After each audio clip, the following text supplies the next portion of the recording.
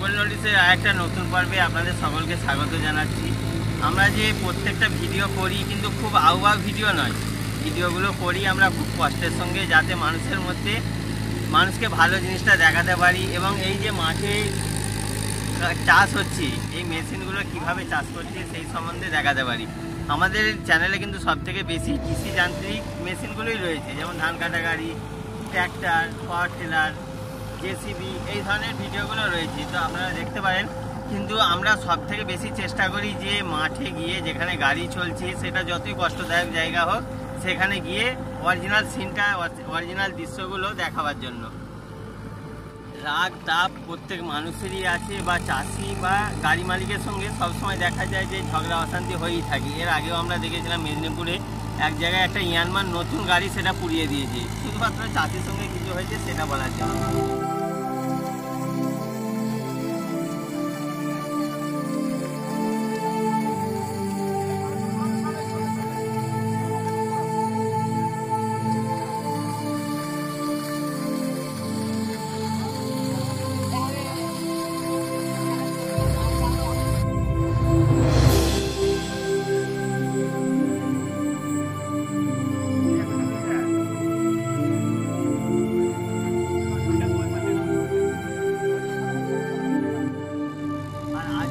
খবর পেয়েছি যে এখানে একটা চাষি ভাই ওই ট্র্যাক্টর মালিককে কিছু বলেছে, হয়তো সে চষেছে, তাকে পয়সা দেয়নি ঠিক মতো। তো রাগে সে এসে তার জমির ধান সম্পূর্ণভাবে চষে দিয়েছে, এবং কীভাবে চষেছে সেটাই আজকে ভিডিওতে আমরা দেখাবো। এবং সেই খবরটা পেয়ে আমরা এত বৃষ্টিতে এত জল কাদায় এসেছি সেই দৃশ্যটা নেবার জন্য।